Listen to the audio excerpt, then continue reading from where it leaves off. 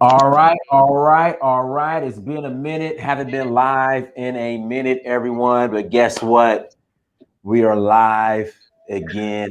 Dynasty Mirror Search for Uhuru. As you come into the chat room, everyone, make sure you hit that like button. Also, make sure you subscribe as well. Please subscribe to the channel. Join the family. Join the Search for Uhuru family. Also, go to oneafricaproperties.com, your central source for real estate on the continent.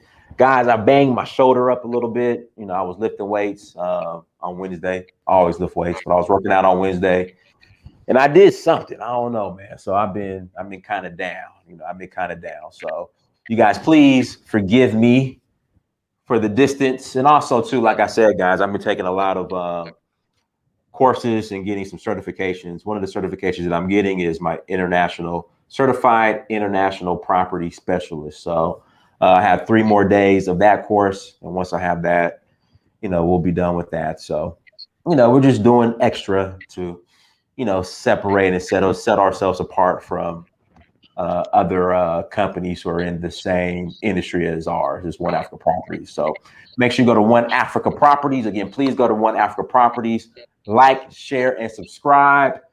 Make sure, and again, share. Make sure everyone sees this video. Your mama, your auntie, your grandma, your sister, your boyfriend, girlfriend, wife, husband, all of them. They need to see this video. So make sure you share. There's some feedback coming from your end, Brandon. Really? What do you Oh, hear? well, we'll just keep going. It seems like it's I don't know. Like, do you have the video playing somewhere else or no? Let me make sure. No. Okay, we should. Well, we'll roll. We're gonna roll. We're gonna roll. So hit that like button, share, subscribe, all that good stuff. Go to oneafricaproperties.com. Also, Nigeria, Omo Niger. You see, I'm repping today the Omo Niger shirt. August 9th, we had to change the dates. August 9th through the 16th. Oshun Festival is August 13th. So if you're interested in enrolling, hit me up. Go to dynasty.com, send me a message. Without further ado, we got Brother Brandon on with us today. Pan Africanism Strikes Back. And they just made Juneteenth. It's passed. It rained out here in Atlanta, though. A federal holiday, right? They made Juneteenth a federal holiday, and people were celebrating. People were happy. You know, Joe Biden finally done something for black folks, even though it's symbolic as hell. So, but this is the thing, Brandon. In fact, we'll jump right into it. Black people, we weren't asking for nothing anyway. So it's like him giving us a federal holiday is kind of like, it's like a gift because we weren't asking for nothing anyway. We got what we wanted, and that's to get rid of the orange man. And we got that. So we weren't really asking for nothing. I mean, we set the bar very, very, very, very low in regards to expectations from a political candidate. But I mean, that's what we wanted. We wanted to get rid of Trump.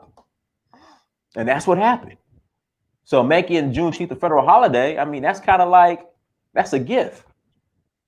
So what should black people be fussing about in the first place when all they wanted was to get rid of Trump? I mean, pretty much black people just we did what Dr. Amos Wilson always said we do.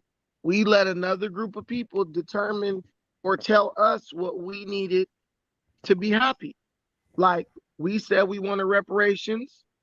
Biden and his crew was like, y'all don't need no reparations. What y'all need is for us to recognize an irrelevant holiday.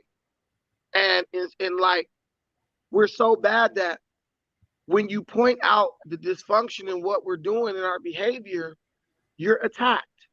Like, we're making a show about Juneteenth and how basically black people didn't get anything that they asked for or that they expected from Joe Biden. And you got somebody talking about, I don't see none of y'all giving up y'all citizenship to go move to Africa. Like, what does that have to do with the fact that we spent 4 years talking about reparations? We spent 4 years talking about what we was gonna do if they didn't give us reparations, and if they don't give us reparations, we not voting for them. We turned right back around, voted for them. They didn't give us reparations, and they came with some holiday crap, and we accepted that, and then we went back to sleep. I mean, everybody was talking about reparations. At this point, you don't hear from them. Most of them barely making videos, and if they are, it's about movie reviews and stuff like that. Whatever happened to these reparations soldiers? These people were like, they giving us reparations or else. They're gone. Essentially, the fussy baby has been pacified for another 4 years. And it only took Biden 180 days to get it done. Well, Brandon, the Asian community got the Asian hate bill, right? But this is where I'm confused, Brandon. I was told by intellectual black so-called intellectual black society and our talking heads and our political pundits that it's unconstitutional to do anything specifically for I would say a race of people. That's what I was told. Right. But it is something for But the Asian community. man, they doing it for the Asians. They doing it for the immigrants that's coming across the border. They tell us one thing: we can't do nothing specifically for y'all. Kamala Harris got on TV and said, "No, I'll never do anything specifically for Black folks." Now all we see is every race getting specific things done for them. So it's like, at some point, you either got to realize that you've been getting suckered, or you at least got to make it socially acceptable for us to, basically call us a spade a spade. Like, if we're so bad, if we're the ones that are wrong, then someone needs to explain to us why our people in America are saying they want something, but supporting every piece of legislation that goes against what they claim to want. Like, you can't answer any other way. Black folks have put their head back in the sand for another 4 years until the Democrats wake us up again and say, hey, we need y'all to come vote for us. We got a threat, the orange man trying to come back. Mm-hmm. And I really feel at this point, like, if Donald Trump did run again, I feel like Black people will once again mobilize to go vote to keep him out of office. Meanwhile, we're not getting anything that we want. And I was talking to some dudes about this today, and they were talking about, oh, you expect us to vote for open racists and all this type of stuff. And I'm like, we still don't get it. As much as Biden craps all over us, we still don't understand. It ain't about racism. It ain't about none of that. It's about who's going to give you what you want in exchange for your vote. And we're still on this Democratic hamster wheel thinking that, oh, Joe's going to do this. He means well. Man, Joe Biden, he ain't giving you nothing. And your Black leadership, supposedly, they're huddled around this guy while he signs meaningless legislation. All right. You know what I'm saying? Like, he just signed the Emancipation Proclamation. We're getting everything we deserve because we refuse to see what's the reality of what's going on and act accordingly. Man, Brandon, share with us what's going on in Kenya. You're in Kenya right now. How's that going? Talk about that. Man, the OAP is in Kenya doing what we said we was going to do. Transferring titles over to the members, going out, putting beacons on plots, people selecting their land, what they want off of our big piece of land. Just hanging out, having a good time, getting to know each other. I mean, it's a very simple thing. These people said they wanted something. Me, I started an organization that promised to deliver what they wanted, and now they're getting it. So that's simple. Why we can't just apply that to our everyday life and our political lives? I don't know. But what I do know is that, everybody who was telling you reparations and ADOS and we need to do this, in all these 4 years that they've been talking to you, they haven't delivered you crap. I mean, literally, Dynast, it starts at the bottom. If you don't expect nothing from your immediate leadership, how are you going to expect something for the higher level leadership? If you don't expect nothing from your own, you're not even confident in asking the president or anybody for something in exchange for your vote. So that's where first start. We got to get our heads on straight on the grassroots level. And then that's how we get to the point where we're willing to demand something from the highest level of office in the nation and force them to deliver it. But me, I'm goofy, I'm this, and I need to renounce my citizenship and move to Africa. But all I see is all the guys who everybody's trying to talk trash on. We're making moves. Meanwhile, most people just stand in the same place. So Kenya's doing good. How's Black America doing? Right. So Michael, and Michael, you're more than welcome to call in here in about 20 minutes. Michael says you should stay in Africa and not come back to America. What would be your response to that? My response to him would be, this a good thing he doesn't control anything in America. So people who don't got no power over nothing should just shut up and go focus on whatever they doing. You know what I'm saying? Mm-hmm. You don't control America. So stop telling me what I need to do in relation to America. The white man control America. He sets the rules. He said I can come into Africa, then I can come back to America and go back as much as I want to. You show me what you can control, make rules about that, and then I'll abide by those if I feel like I want to be involved with what you control. We so busy trying to attack each other, and it's all this xenophobia and stuff. And Dynasty, at the end of the day, that's all we got. We didn't get, the white man didn't give us what we wanted in America, so now we're going to start attacking Africans and attacking Pan-Africans. Like, we just basically turned on each other. He didn't give you what you wanted, what you thought he was going to give you, so now you got to come on YouTube and start trying to attack me. Michael Moon, the bigger question is, if you're so American, why are you wasting your time on this channel attacking me? Why don't you go attack Joe Biden, the dude who didn't do nothing for you and you voted for him? Why don't you go to the White House and protest, the people who you thought was going to give you something and didn't give you nothing? You come here because you're lonely and you're afraid. And like, you wish you could be like us. So you got to come here to try to see if some of this rubs off on you. But it don't. It don't happen by osmosis, bro. You can't watch me on YouTube and be like me. You actually got to stand on your square, be a man, and go out and make something happen for yourself. Stop looking for handouts and criticizing other people when you can't get them. So that's what I would say to him. Now, it's crazy. So I'm taking this course right now, the CISP course, Certified International Property Specialist. And in the course, because the comeback, the response is always, well, China owns Africa. They were talking about how much China owns in America. Like, China owns damn near all of Manhattan. Like, you don't understand how much China owns in America. The reality is this. The OAP owns acres in Kenya. I'm going to focus on what I own, and Michael should focus on what he owns, which is nothing. You know what I'm saying? Like, this is grown folks talking. You know what I'm saying? Most of these people got a kid mindset of immaturity. Let's jump on this channel. Oh, I'm far from lonely. You lonely. Why you on here? You don't agree with us. You not a Pan-Africanist. We dumb. You smart. Go out and prove how smart you are. Go out and prove that your way is better than our way.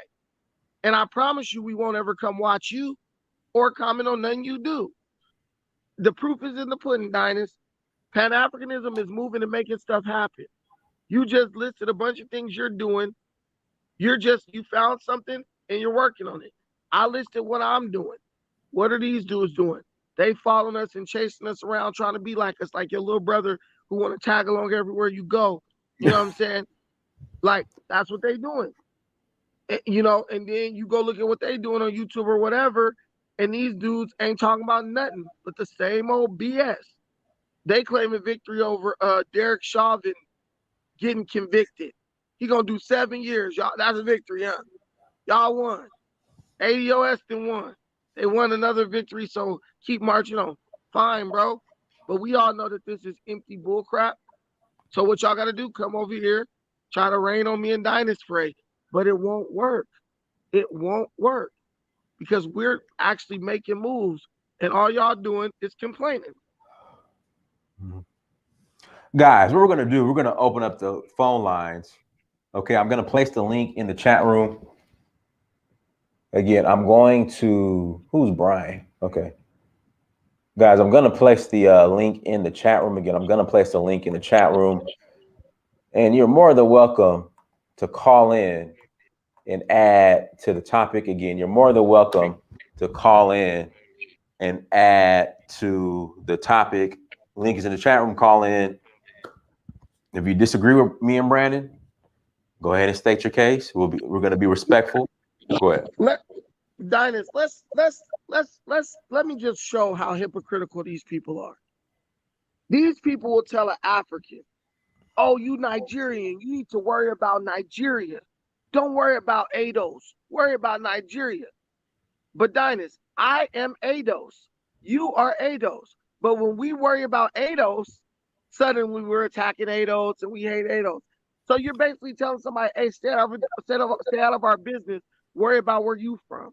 But when we literally make constructive critiques of where we're from, all you do is attack Black Americans. Bro, Black Americans don't need anybody to attack them. We're doing enough silly stuff to undermine our own best interest. What did Africans, or did I make you walk into the voting booth and vote for Joe Biden? No, you did that on your own. So when I point out how voting for Joe Biden put you in a bad spot, how am I attacking you? I didn't make you do it. You did it yourself. You guys look in the mirror and you don't like what you see. You do something and you don't want nobody to tell you, "Hey man, you messed up." That's the sign of a dying group of people. When you can't even get corrected. The Bible say the man who rejects correction is a fool. You feel me? So when we correcting y'all and trying to tell y'all the right way to do stuff, and y'all reject us, what do you think that makes you? It makes you a fool, and a fool gets a fool's reward, and that's what we getting. Name one thing ADOS got that we actually wanted. I didn't know we wanted Juneteenth to become a national holiday. I didn't hear anyone talking about that for 4 But actually, Brandon, you know whose idea that was at first? Was the president that brought that up? Cool. Donald Trump. Right. So the guy did Juneteenth. Donald Trump brought it up. You know what I'm saying? Even under him, it would have been a meaningless act. Right. We want reparations. We want economic, we want economic stimulus. We want programs and opportunities for us to come up economically. How a holiday addresses that, I don't know. What we gonna do? Pull out barbecue grills and sell plates for $20? Yeah. On Juneteenth? You know what I'm saying? That's the only way I can see that helping you economically. But you know what the real problem is, Dynast? The real problem is those Pan-Africanists. And they don't want to give up their passports and move to Africa. See what I'm saying? You sound stupid. You sound silly. Why are you worried about what we doing? We just doing what we doing and not minding your business. But all of a sudden you over here because y'all really want to be like us. Like, y'all jealous. You jealous because you stuck in your 9-to-5 job, afraid to miss a day of work so your boss won't fire your ass. And we over in Africa living our best life, building, buying up property and all that stuff. If you just did a blind test and list what we doing versus what these dudes doing, nobody would choose to do what these dudes are doing. Because these dudes are not doing nothing. And it's time that the reality is put in front of everybody. Everybody sees it. Everybody sees the circular conversations taking place on all these channels every day. But every so often, the Pan-Africanists come and say, "Hey, I'm doing this. I got this program going. I got this and that going. You could be a part of it." I have yet to see these dudes release any program in America that they're working on where our people could join and be a part of it and get some tangible benefit. If I'm missing out on something, in the comments, let me know. But we're not doing nothing but following at the heels of white supremacy, waiting to see if a damn crumb drop off of their table or out of their pocket so we could try to jump on it and fight each other to the death to eat it. That's all we doing over here. Like, we've been set back, I'd say 10 years. Shout out to everybody in the chat room. this here. I'm the best. You bring up a great point. Are you keeping up what's going on with Michael B. Jordan and Nicki Minaj? I mean, Nicki Minaj is a moron. You know what I'm saying? Michael B. Jordan doing his little thing with the liquor.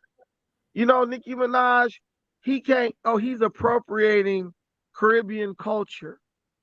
Girl, you putting your whole butt up on stage. You know what I'm saying? Just degrading yourself. And you worried about what he doing economically to make some money? Like, it's not even a conversation worth having. Anybody who's paying attention to that is tripping. You know what I'm saying? Michael B. Jordan is doing what Michael B. Jordan gonna do. My question to these people is, what are you doing? What are you gonna do? Are you gonna do something that's gonna make Michael B. Jordan talk about you? Because if you're not, you might as well stop talking about him. Where are these reparations? Y'all wasted 4 years of y'all life. If you was 34, you 38 now. You spent from 34 to 38 talking about reparations. Where are they at? What are you going to do to get those reparations sent out? What are you going to do now at this point to make them cut the check? Or have you given up on that? So all you can do is go hate on everybody else because you feel like crap. You feel low. You know what I'm saying? This is our problem. We're not focused on nothing. You know what I'm saying? Like, we're not focused on nothing but stupidity. Following a bunch of angry people who just are stuck in a mental purgatory, focused on the wrong things, so they can't do nothing positive. That's what we want to do. Oh, I didn't get reparations. Let me go talk down on some African or some Pan-African or somebody's channel. Like, when are we going to stop that? When are we going to grow up and be men and say, look, I got to do what I got to do to get the things I want? At this point, reparations is dead in the water. You never gonna get it, so you might as well focus on something else. Where's your boy, Who? Now you're breaking up, Brandon. Guys, hit that like button. Also, make sure you go to oneafricaproperties.com. And again, please hit that. Oh, go ahead, Brandon. You're back. You're back now, Brandon. Hold on. You know I'm on this African internet. Let me move. No, Kenya got some. Kenya, Kenya's Wi-Fi is pretty strong. Yes, good. Okay, there you go. Yeah. So it's just like, where's the plan, Dynast? That's my thing. My group is called Our Africa Plan. What are their plans? What is your battle strategy? You lost a major battle, but you still could win the war. What are you doing? Like, Dynast, you got a plan. You said you're doing certifications, you getting all this stuff so you can handle your real estate situation internationally. I don't see no plans coming out of nowhere else, Dynast. The only people I see with plans in action are Pan-Africanists. Would you agree with that? It depends on the individual. Well, I don't see nobody speaking against us with no plan to do anything. Okay, then I agree with that. That's the problem. Like, even Skeletor got a plan against He-Man. Hey, we're going to go to Castle Grayskull and whoop his ass. He got a plan. What is their plan? What is your plan? I'm here asking. Because, you know, you ain't going to get nowhere if you don't have a plan. You know? And if you don't got a plan, you need to find someone who does. You know? Because the plan we got now, or what we're currently doing, is terrible, man. It's terrible. Dynast, I literally could predict the next 4 years for Black folks. Go ahead, Brandon. Predict the next 4 years for Black folks in America. Go ahead. Break it down. Sit on our ass, fall deeper into the pit of xenophobia, hating on people who look just like us, right? Mm-hmm. Until a Republican candidate raises up who gets a little momentum, and the Democrats come to us again. Hey, you don't want this dude to get elected. He's worse than Trump. He's a Republican. He's going to put y'all in cages. Then we're going to start mobilizing again. Stacey Abrams going to waddle her ass out. Simone Sanders, they're going to come out. They're going to start talking about, we got to vote. P. Diddy going to come out, shaking his ass, talking about rock the vote. And vote or die. Right back up vote or die. Bro, we going to get right back in the booth like Tina Turner after Ike whooped her ass and start singing hits. That's what we going to do. Bomio, go ahead, brother. Yeah. So good evening, gentlemen. Good evening. Good evening. It's nice to see you in Kenya. Look, I believe the other brother is correct. You know, nobody is going to pay reparations. Yeah, it's a joke. Nobody gives you money for free. And if it would have been done, it would have been done so many years ago. Yeah. Look, you impose on other people what belongs to you. Yeah. So if people sit down and think that someone is going to give them money for free for what has been done, wrongly done to them, it's never going to happen. You have to impose that. How we do that? That is the equation that we have to solve. And it's very, very simple. We trade with the cultures that colonizers, slavers did whatever they did. Just impose a tariff on the trade, the transactions that we do with them, and you take that money and you distribute it to Black people across the world. You have a solution. Somebody said, Bomia, I believe they'll get reparations. Can somebody please come on this channel and tell me, because look, I'm not the dumbest guy, I'm not the smartest guy. Please tell me, what is the strategy for Black folks to get reparations? Y'all could believe whatever you want, but it's not about what you believe, it's what you can prove. Exactly. Show me a realistic process for Black folks to get reparations. I just don't see it. It's not there. Especially when we're constantly accepting the freaking consolation prize. They're going to say, look, dude, I done gave you Juneteenth, now get from around here. Get from around here now, before I have to whoop your ass. You know what I'm saying? They gave you Juneteenth, you celebrated, y'all went out to the beach in celebration. Why would they give you reparations? You mean to tell me they're going to spend trillions when they could give you the June 19th? They can say, look, let's just give them a day, but don't give them no money. Yeah. You know what I mean? We'll give them a day, but don't give them no money. We can give them a day that we don't even own. Let's give them one rotation of the sun on its axis. Yeah. You know what I'm saying? Of the earth on its axis, and then call it a day. And we accepted that. So all the people, I believe they'll get reparations. Why don't you come on here and say how we're going to get it? Yeah. At least if you say how we're going to get it, maybe that might be the beginning of a plan. Yeah, and then when you go asking somebody, give me reparation, principally what you are doing is you are begging. And when you beg, you are at the mercy of the one that you are begging. And they can decide whether they honor it or they don't honor it. The only solution you have to achieve your goals is that, look, just like any other people do, you have to impose it. Yeah, so going begging for reparation is never going to happen in our lifetime, and it will never happen. That is how I see it. It's just not going to happen. People have to get over this dream of reparation.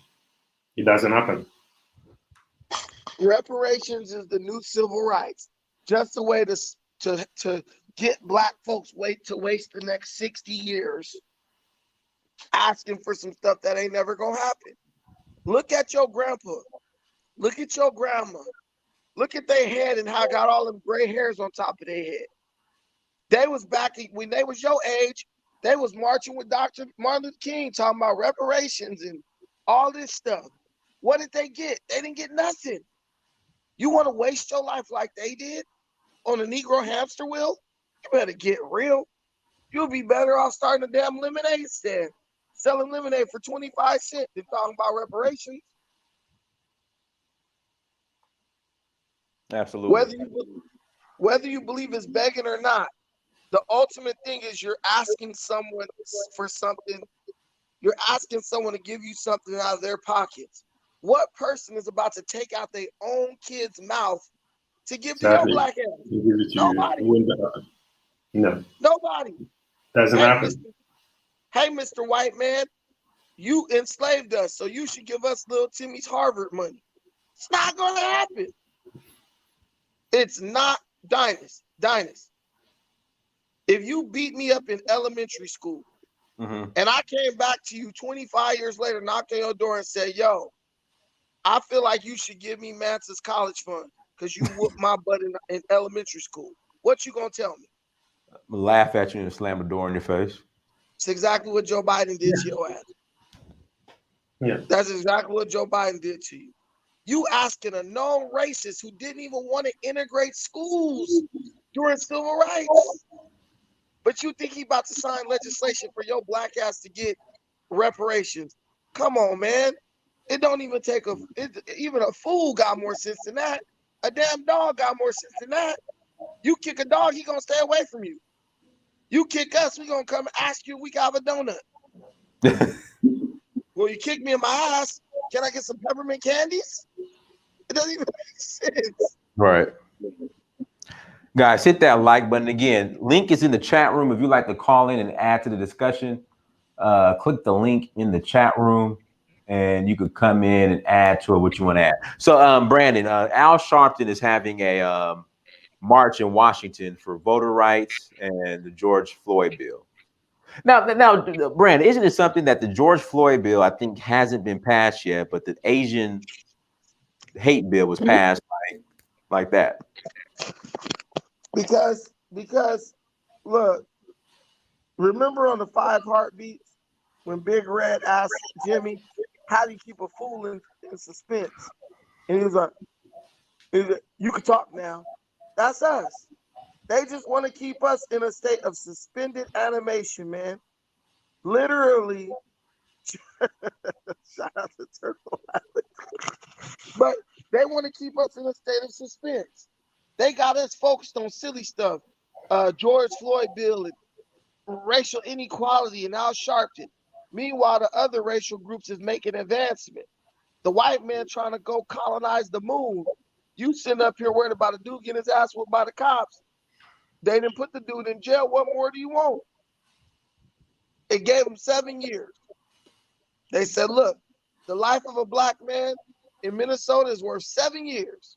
No, you got 22. You got 22. What? You got 22 and a half. You got 22 and a half He only got to do 7 before he could get out. Are you sure? Yes. He got to do a minimum of 7 years before he's eligible for parole. Really? Yes. Okay. 7 years. Wow. And look, somebody put he gonna do 5 years. Y'all don't even keep up with your own stuff. Y'all care about it so much. Y'all don't even know the stipulations of the dude's incarceration. He only got to do a minimum of 7 years, and he can get out on parole. Dang. And they're gonna quietly release him because they know we're gonna stop paying attention to it in the next. Like we already stopped paying attention to it. Me bringing it up stoked it up. By lunchtime tomorrow, when you eating your peanut butter and banana sandwich, you're gonna be forgot about this all. That sounds good. Peanut butter banana sandwich. That sounds pretty good. Y'all right disgusting. Nobody eats that. I hope. I do. I did. I used to. Carb loading. But yeah, so the thing is like we need to be realistic about who we are as a people. And the ones who, if you don't identify with a bunch of do nothing lame duck, black folks who don't really want nothing but white recognition, as somebody said on my channel, you need to get the hell from around them. I love coming to Africa. I don't love coming to Africa just so I can go hang out with Africans, which that's cool too. But I love getting away from y'all because at least I get to go somewhere where things make sense. Somebody want water, they go down to the river, fill up a bucket, and go walk it back to the house. In America, y'all want water, y'all walk right past the water hose and go ask the white man. He said, well, look right there. You could have just turned the nozzle on yourself and filled up the water. No, you need to recognize that we needed water because of slavery. You know what I'm saying? All we want is recognition, like a fussy baby, like a spoiled baby. Baby just crying. You give him something, he go just whine about something else. That's us. Haiti deserves reparations more than it. Nobody gives a damn about Haiti. Haiti ain't got nothing to do with what we talking about. That's the problem. Stay on topic. Haiti deserves reparations. Okay, well, go get them some then. We all could talk about who deserves what. Nobody deserves nothing that they're not willing to work for. You don't want it. You don't want to work for it. You don't deserve it. Dynast, do you deserve anything that you're not willing to work for? No. Exactly. Dynast, you play football.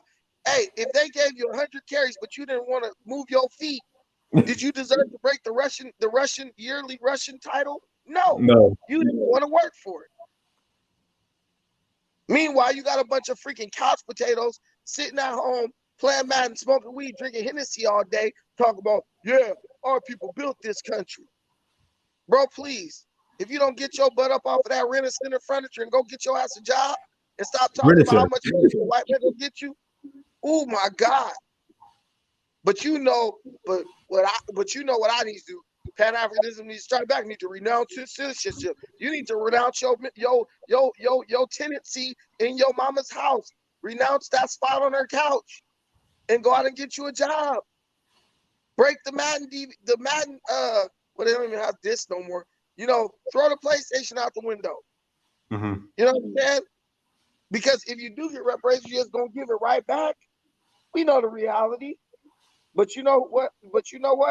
You guys can't even get off the couch, but y'all know what's best for us. But y'all blaming the African. Oh, it's the African fault that you live in your mama basement. Okay, I understand. Sad. Guys, hit that like button again. Please share the content, guys. We're approaching 100,000 subscribers, and when we get to 100K, I have a special giveaway for a lucky subscriber. And Brandon, you're also eligible because you're a subscriber. You're also eligible. Look. This person, you know, and you realize our people have a hard time with comprehension. Somebody just made a comment that you posted about Haiti. Somebody in the comments gonna say, Brandon, nobody brought up Haiti. Why'd you mention it? Do y'all even be paying attention to what y'all be watching? Sometimes I'm just like, yo, what are we doing? We're just on autopilot. So make sure you like and subscribe and share Dynast content. Mm-hmm. You know, if you can't pay attention, maybe you could share with somebody who can. Mm-hmm. But the point is, Biden put us back to sleep, but we've now gotten to the point where, like, now we're attacking Africans who ain't really even did nothing to us, but that's the easy target. Can't beat the white man, so let's go attack those who look like us. Let's go aggress against our own image. You like the guy who gets fired from his job and goes home and beats up his wife. You know what I'm saying? Who gets yelled at by his boss and he go beat on his kids, right? Oh, Biden give us what we wanted, but you know whose fault it is? It's the Africans' fault. You know what, Dynast? You don't even hear these dudes even said nothing negative about Joe Biden not giving them reparations. Right or wrong? Right. They scared. They scared to speak the truth about Joe Biden and him not giving them reparations. But you know what? What really needs to happen? Pan-Africanism Strikes Back needs to renounce his citizenship to America so he could be in Africa. Well, if I renounce my citizenship, will you get off your mama couch? Will you stop eating up all the damn Pop-Tarts? I'll do it today. No, you're not gonna do it. You want me to renounce my citizenship so you can say, oh, look, he renounced his citizenship. Now he's African and he can't speak on us no more. Nope. I will keep my passport intact just so I could come and rain fire on you Negroes with my voice about all the things you claim you want and you don't want to work for. That's the reality. You shut you down for another 4 years. You have to understand that most people make a choice between A and B. You know, look, connecting back to Africa, doing what you have to do in Africa doesn't necessarily mean that you have to give up your citizenship if you have a citizenship like in the US or in Europe. Yeah, if you are entitled to something that gives you an advantage, you should make use of it. You know, and getting back to your roots has nothing to do with whatever you are entitled to, and you don't necessarily have to give it up. You know, look, I used to live in Washington, D.C., just across the bridge from Georgetown. I didn't like it that any time I have to go from A to B, I have to be worried, if I run into the police, what will happen? So I got tired of it and I just left. I just wanted to have a peace of mind for myself and my family, and I decided it's not worth it. And I could have got a U.S. citizenship, and I decided no, it's not for me. This is not the kind of lifestyle I want. So I left. Other people make a different choice, and that is it. We are all entitled to make choices that work for us or doesn't work for us. That's what I wanted to share. All right, can you guys hear me? Sure. Okay. First of all, I just want to say I agree with most everything that Brandon has to say. My point that I was making about Haiti was that that if they're not going to get reparations, what makes you think you are? It's just not going to happen. It's not something that's realistic.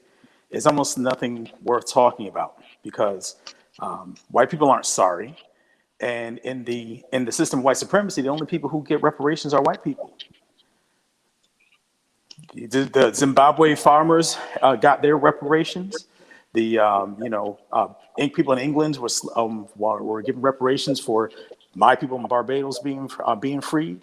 The French were given reparations. The only people who get it is white people. So what we need to concentrate on is trying to get something for ourselves and not worrying about a handout from white people because it's not coming. Yeah, and I do think that what he was saying earlier on is that, look, you want to get reparation, you have to come up with a strategy that makes you achieve that goal. But just going to beg for reparation, it's never going to happen. Nobody gives you anything for free. Okay, well, I'm saying something different. I'm saying that you can come up with an amazing strategy and everything like that. It's not coming regardless. When have Europeans shared anything with anybody? That's what and I think understand.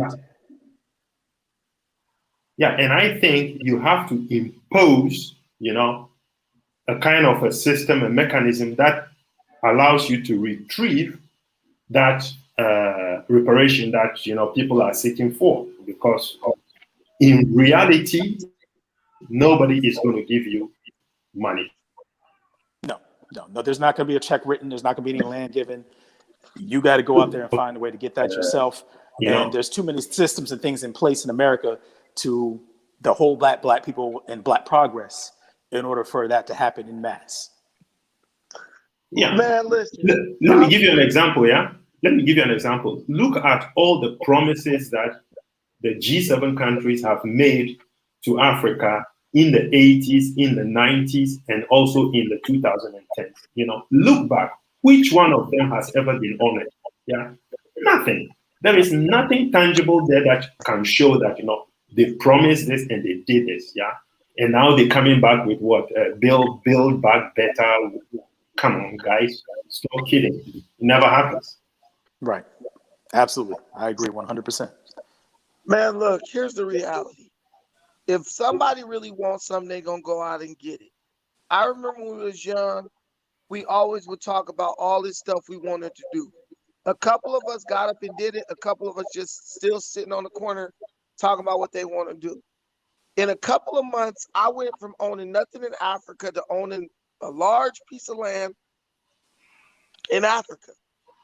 If we really wanted reparations, we would at least be taking the steps to get reparations. We would at least be putting our money together, hire some real legal counsel, not Ta-Nehisi Coates. You feel me? Real lawyers who can go and sue the government and say, you guys are owed reparations under this article, that article, this article. Y'all ain't even gonna take up a collection like a church to go get reparations. Make a GoFundMe or whatever, get started to go get legal representation to fight for reparations. Y'all not even trying to do that. Mm-hmm. All y'all trying to do is weaponize BS talking points. Fine, okay, you got a title. Okay, I got a title, ADOS. Now I can say, well, you guys are attacking ADOS. What were you before 4 years ago? What was you? African Black Americans? Now you ADOS. So what you've done is we hate our identity so much. We needed the terms ADOS and FBA to remove ourselves from our former identity so we can start asking for the same bullshit that we've Absolutely. been asking for under a different name. It's like somebody having an LLC and somebody slip and fall in a restaurant. So they just go ahead and switch the name out, and now they're doing business with something else. We basically just changed the sign on the front of the store, but still doing the same shit. And we Anything still but black or redoing, African. yeah, like we're doing Hmm. something new. We Hmm. we took the African out. Remember, we were Hmm. African American. We took the African out. Now that's gonna make us more acceptable to the white man. Now we foundational Black Americans. That's gonna make some. Listen, you can call it a duck, a roach, a cat, a rat, a frog. If you're doing the same stuff, you're gonna get the same damn result. And nobody from ADOS can tell me right now, including myself, I'm ADOS too. What have you gotten, tangibly speaking, by changing by trying to change your identity? Right. You severed your tie with Africa. What did the white man reward you with? Nothing. So you looking dumb. You just making enemies on both sides. See, the white Absolutely. man your enemy. The African might have been some type of ally to you, but now you're gonna go to war with him to prove that you're an acceptable coon for the white man. And where's it getting you? Nowhere. You don't own anything. Your kids ain't got nothing. Your kids are being put in debt every day. In the next 30 years, they're gonna pay for these poor white kids to go to Harvard while they work at Jack in the Box. They're gonna be working for a machine. There's gonna be a box in the middle of the floor, and that's gonna be the manager. And your kid's gonna be walking up to the machine taking orders from it, right? But guess what? Oh, go to Africa and give up your passport. You don't control the passport, so stop talking about it. You don't control nothing Right. but your mouth, and you That's a can't talking even point, control though. it right. Let me ask you a question. What are you going to do with your land in Africa? We're dividing the land up amongst our group members right now. But me, I just want to put me a little house, maybe have some goats or something. I'm simple. I'm very simple. Okay. Okay. Good. Good. You That's a good you don't need a grandiose idea. Just do something because it's yeah. a little project that worked out really well. Now I Yeah. could tackle a bigger project. You feel me? But I can tell you what people gonna do with their reparations money. Not a damn thing because they ain't never gonna get it. Exactly. So Exactly. guys, hit that like button again. Please hit the like button. Also, if you want to call in, links in the chat room. Link is in the chat room. Click on that link and you can call in. What time is it in Kenya, Brandon? 11, almost midnight? 12:42. Oh, shoot. Okay, so you got 7 hours ahead. Okay. Can I say Yeah. one thing about this label of ADOS? Not only is it militant integrationism, but it's a term that doesn't make sense. Well, You're, let me say this. I don't. It's just the people who, I guess, I don't want to say started the term because it was started by somebody else. Mhm. They're militant integrationists, but I mean, by definition, I'm considered ADOS. But just my end game is Africa. But you're not descendants of slaves. You're descendant of people who were enslaved. That's different. I That's mean, a condition. I understand. That's semantics. Like we were. I don't We think were it's semantics. I think calling your ancestors slaves and saying that that's what you come from. You don't come. They weren't slaves. That's not who they are by nature. I don't There's know. more It's to my our opinion. history than there's more to our right. history than slavery. Right. I agree with that. Right. Correct. Right. So all you saying is, look, massa, all we want to identify is the ones who work for you, and we did good work for you. Can you give us a couple? We basically you Steven off of Django. You can't get rid of Candyland. That's all I hear when these dudes be talking about. Why don't you give up your passport? You can't get rid of Candyland. Candyland gonna last forever. Meanwhile, your mom is about to kick you out of her damn couch, and you're gonna be Right. sleeping in the driveway in We, Candyland. we, we Talking will call about mom, ourselves just anything except black. just wait till I get my reparations check. I'm gonna pay you that back rent. You know what I mean? That's how we're operating. We're operating under the stupidest premise there is. And it's like, it's really sick and it's really pathetic. And you just got a bunch of people, bro, Dynast, I challenge any of these people criticizing us. Come on live. Go get a Dr. Seuss book. I bet you these dudes read at a second grade level because they can't read and comprehend. They can't even listen to you talk and comprehend. Because what we're saying, Dynast, is basic. This is elementary, my dear Watson, and they just can't get it. They rather attack me than go do for self. Tell me what they want to attack us for doing for following our dreams and our destiny while they sit up in America and try to name call. Dynast, Yes. have you been to either the Elmina dungeon or the Cape Coast dungeon? I've been to Elmina. Yeah, okay. So you see, just before you go through, you go to the door of no return. Right. There is this arc, and you have to burn down before you pass through it and get to the other side. Yeah. Right. Okay. So look, those buildings were built when, I don't know, 16th century, whatever. I don't know. I've forgotten. Yeah.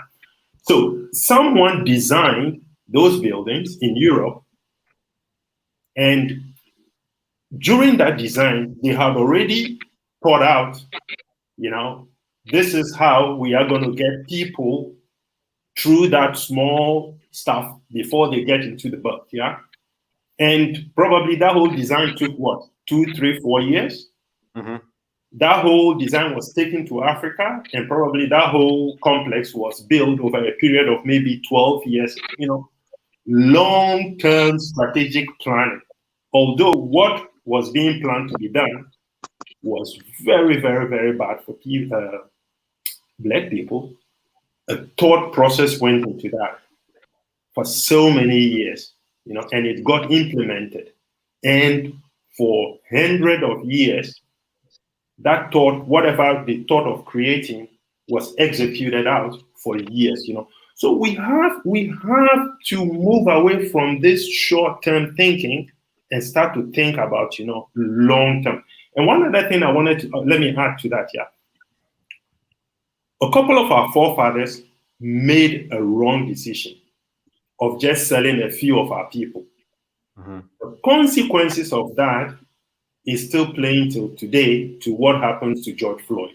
Yeah. Mm-hmm. So we have to be careful about the decisions we make, because the long-term consequences sometimes is even over generations, in the future. So look, we need to educate our people. I don't think that some of our people just don't know. They just don't have the facts. Guys, hit that like button again. Please hit the like button. Hey, Miss Judy, you got to turn off the playback.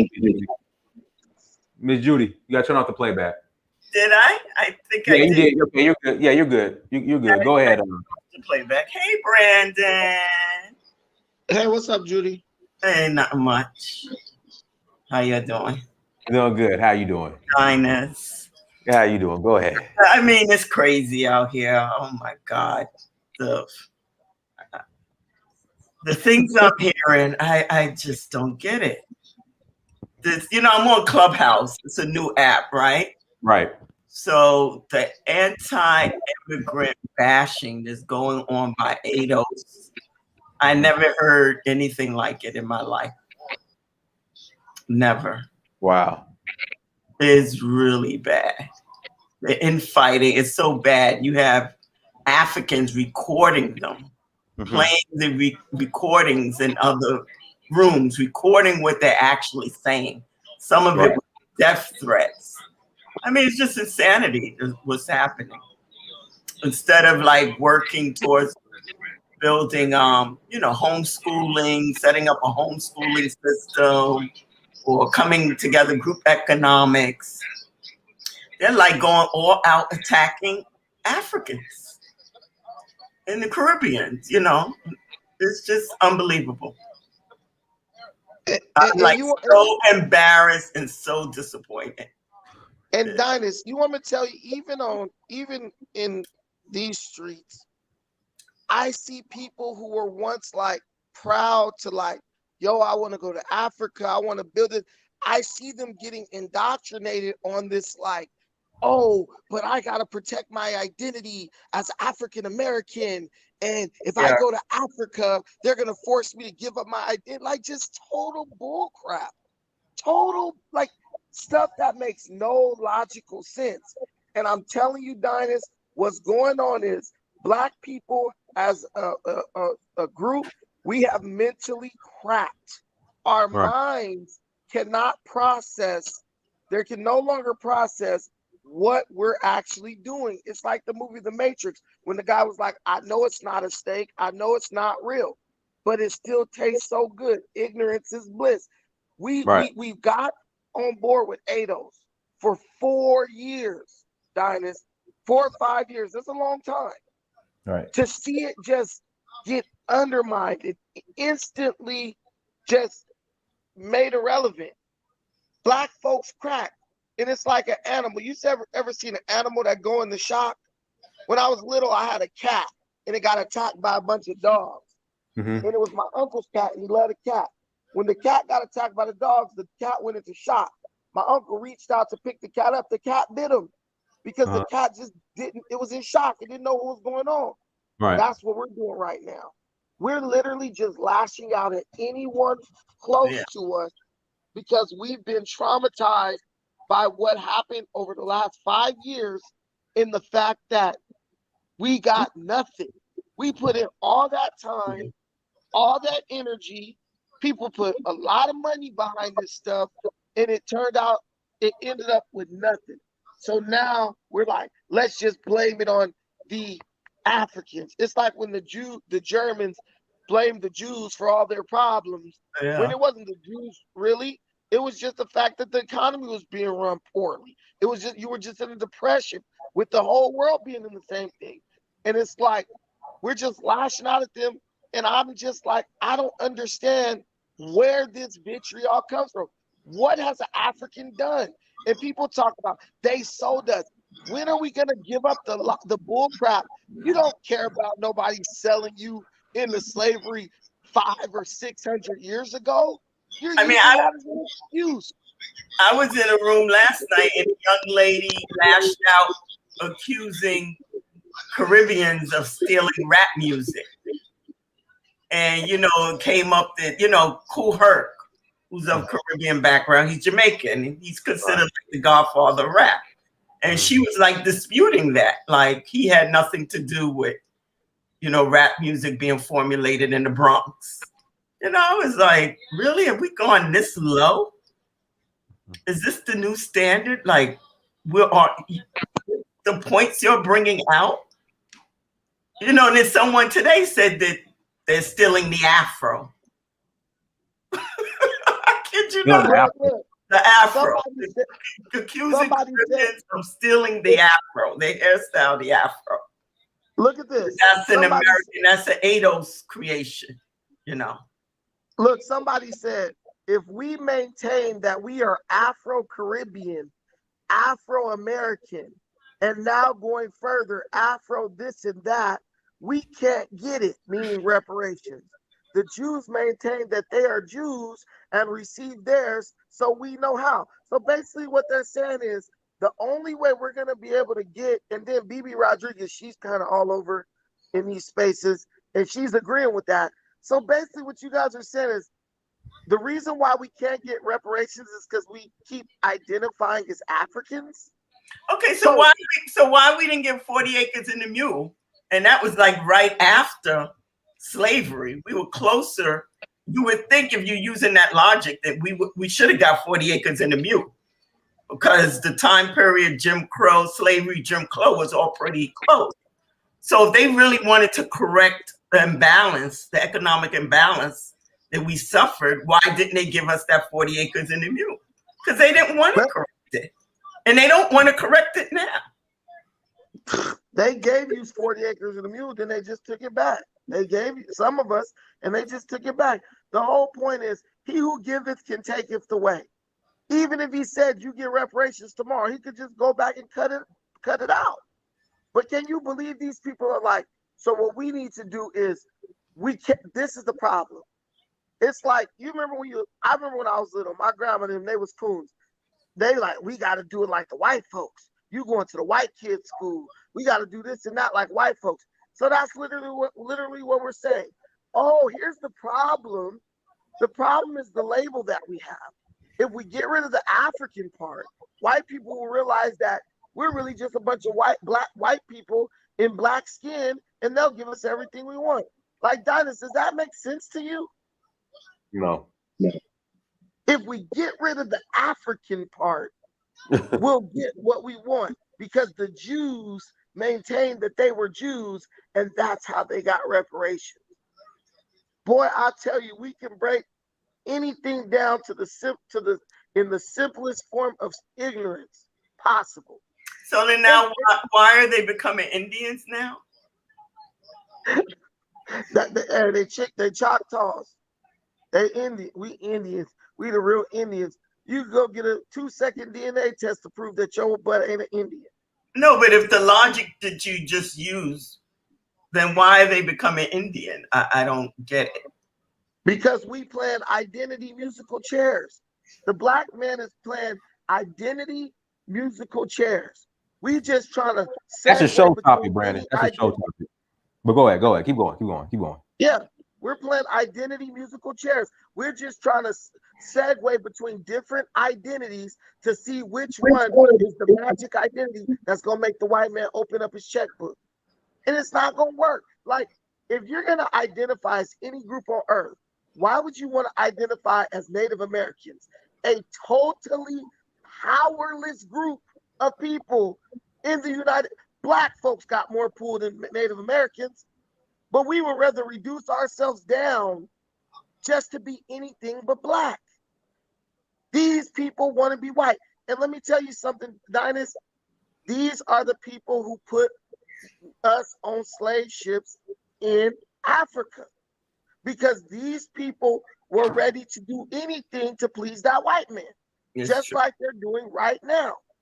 And I'm telling you, if they told these dudes, all right, bring us one black man in chains and we'll give you your reparations, they will be marauding the streets looking for other black men to put in chains to take to the white man and deliver them to him wholesale.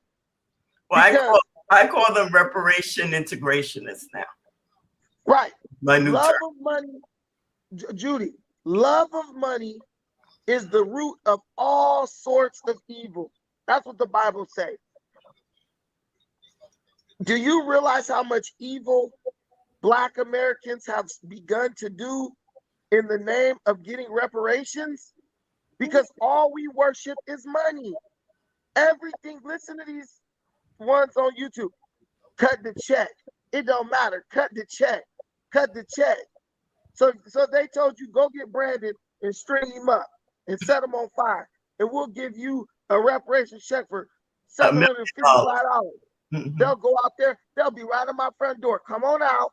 You know what we gonna do? Come on out. We love that money, man, and it's blinded us.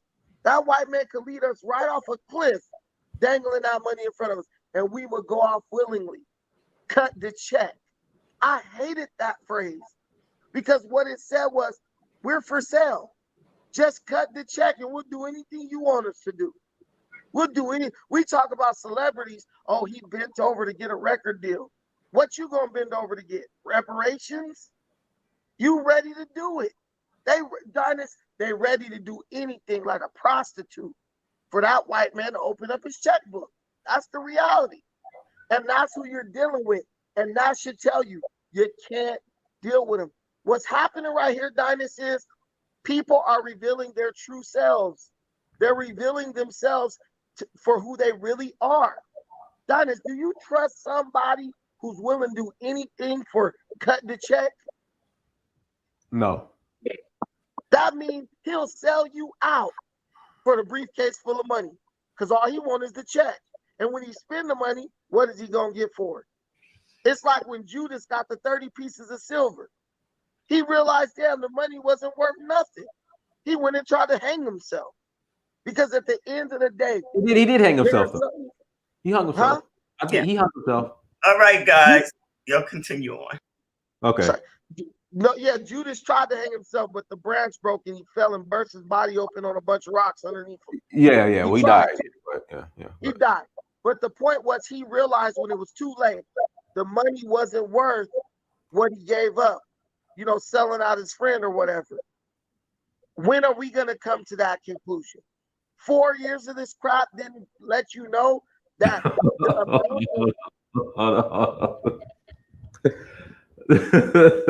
if you watch, was it Lord of the Rings? Lord of the Rings.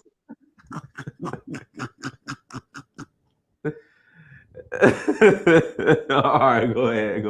I'm not African. I'm from Middle Earth. My great grandfather was Aragon. No, all right, for go real. ahead. That's how goofy we gonna be there next. You already got people talking about we're aliens from another planet and all this type of crap because they are playing identity musical chairs. They're just trying to find any identity that gets that white man to open up that checkbook. And I'm telling you, Dynast, they can't be trusted. That's why on my channel, I just start going in on people who I couldn't trust, who I know can't be trusted. Because what's the point of keeping them around? What benefit are they serving? Just to have a spicy debate every day? How is that helping OAP get their land? Is that paying these lawyer fees? Is that paying these surveyor fees? No. All it is doing is wasting time and allowing people to get close enough to you to where they can really hurt you and have a negative impact on what you're trying to do. These people will do anything for the white man's dollar. And we need to recognize them for who they really are and get the hell away from them. They're not benefiting nothing. They don't support. So why are they in our spaces? You know what I'm saying? It makes no sense. You love money more than anything. That means I can't deal with you because you love money more than you love your connection to me. You'll walk me right onto a slave ship if the price is right. We've fallen in love with money. That's the problem. We've fallen in love with money, and now we just feel like it don't matter. Just give me my money. I don't care. Cut the check. Flagship, go ahead. I'm calling in because I definitely watch your show. Shirley Usar got me connected to you. Do you know? Are you friends with Shirley? Oh yeah. That's my homegirl. Absolutely. That's Yeah, I've been rolling with her. I've been on her show forever. I've watched her stuff, and we're trying to get to Sierra Leone. We're definitely going to do that trip. But the thing is, I wanted to call in because I did listen to you in the beginning. Pan-Africanism strikes. But I didn't listen to you. I haven't been listening to you recently. But I definitely have to disagree with you respectfully about cut the check is just open the check for white men. The reason why you said cut the check is because what happens when Black people ask for tangibles and for things that we have been owed, there's always this: we have to get a study, we have to talk about it, let's get some coalition and all this other stuff. So cut the check it's not about just doing whatever to open it to the white man. Is about no, we don't want to hear no BS. We want you to cut the check like you did for the Jews, like you did for the Armenians, like you did for the Native Americans. Cut the check like you did for all these other groups that have gone through hell and high water. But with us, it's always these little discussions and stuff like that. So that's what the basis of it is about. It's not about just doing whatever, whenever, and selling out the Africans. That's not what it's about. Okay, let me ask you a question. Before these groups had reparations, did they not lay down an economic foundation prior to being allocated reparations from any government? Mm-hmm. Jews moved into neighborhoods and opened up, had economic hubs. They owned delis, dry cleaners, all types of stuff. And when they got the money, they reinvested back into what they already had and became even richer. Where do we invest the money when we cut the check? What economic foundation do we have to make sure when the check is cut, it's just not given directly back to the white people who gave it to us? Flagship, let me know. I'll definitely let you know. Well, that's the thing. See, the thing about reparations is not just about slavery. I think everyone around the world, even racist white supremacists, can agree slavery was horrible, okay? But it's not about just slavery. It's about what happened after slavery. Because everything that you just stated was exactly what we did. From not just Black Wall Street, but it's also Wilmington, Durham, Raleigh, Rosewood. I mean, there's hundreds and hundreds of cities and towns that we built because we were kicked. We couldn't be around. Remember Jim Crow and the Black Coast? We couldn't be around white people. We were kicked to the worst parts of the towns, and we built those economic centers. Everything you just said, we built it. And every single solitary time we built those economic centers, we were white mobs torn down. The lynching was a specific target of Black male and female business owners that were competing with white people. So what happened in 65 was Charlottesville, Virginia was the last Black town that was torn down via mob, and then also they did this weird voting situation. So everything you just mentioned, we actually had. So the reparations is going to rebuild those establishments, rebuild those banking institutions, as well as the Freedmen's Bank. We had the Freedmen's Bank. Guess what? All the government officials in charge of regulating it, they stole all the money. So what you're saying is exactly true. Yes, we do need those economic centers, and we had those economic centers. In 120 years post-slavery, they were stripped from us. So the reparations is going to be for exactly that, reestablishing those business economic centers, as well as if people want to use their money for whatever they want to use it to. We can't sit there and say, hey, you can't buy this and buy that because, hey, all these people that we worked hard for, they bought their stuff. So it's not going to be, everyone's not going to just spend it on frivolous stuff. There's a lot of people that are going to spend it on rebuilding the Black community. And so everything you said was absolutely true. And that's what we need the reparations for.